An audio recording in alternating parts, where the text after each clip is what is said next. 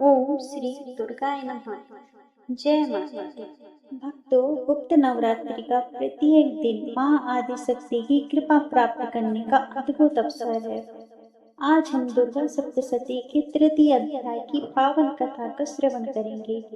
यह अध्याय हमें सिखाता है कि जब जीवन में अहंकार, अन्याय और अधर्म बढ़ जाता है, तब माँ स्वयं अपने भक्तों की रक्षा करने के लिए प्रकट होती है। पिछले अध्याय में आपने सुना था कि माँ चंडिका ने महिषासुर की विशाल सिंह पर संहार कर दिया था। अपनी सेना के विनाश का समाचार सुनकर महिषासुर क्रोध से भर उठा। उसका अहंकार उसे यह विश्वास दिला रहा था कि इस संसार में उसे कोई पराजित नहीं कर सकता। वह कभी विशाल भैंसे का रूप धारण करता, कभी सिंह बन जाता, कभी हाथी और कभी भयंकर योद्धा। उसके प्रत्येक रूप से धरती कांप उठती, पर्वत हिलने लगते और समुद्र की लहरें उफान मारने लगती। देवता भयभीत होकर माँ जगदम्बा की ओर देखने लगे, लेकिन माँ दुर्गा के मुख पर तनिक भी भय नहीं था। उनके दिव्य मुखमंडल पर अद्भुत तेज था। उनके हाथ में शस्त्र चमक रहे थे और सिंह गर्जना कर रहा था। माँ ने दिव्य स्वर में कहा, हे दुष्ट, जब तक मैं मधुपान कर रही हूँ, तब तक तू अपनी अंतिम शक्ति दिखा ले। आज तेरे अत्याचार का अंत निश्चित है। महिषासुर ने और भी अधिक क्रोध में आकर पर्वतों को उखाड़ उखाड़ कर माँ की ओर फेंकना शुरू कर दिया। माँ ने अपने तीक्ष्ण बाणों से उन पर्वतों को क्षण भर में चूर चूर कर दिया।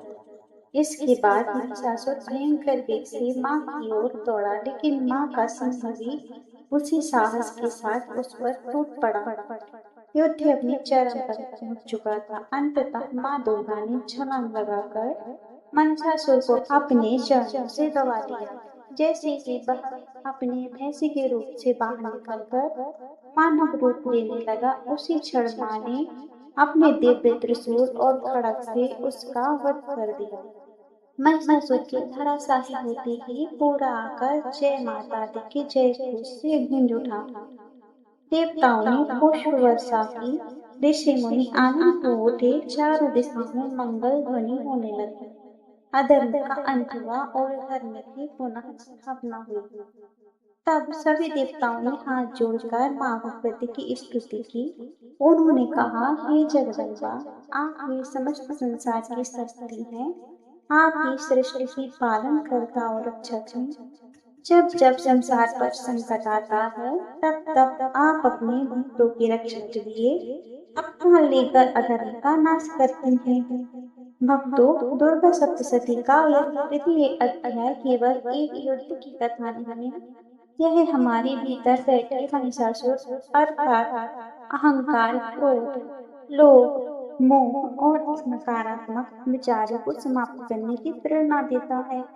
जब हम सच्चे मन से माँ दुर्गा का स्मरण करते हैं, तो वे हमारे जीवन से भय, बाधा और दुर्भाग्य को दूर करके साहस, शक्ति और सफलता का आशीर्वाद प्रदान करते हैं।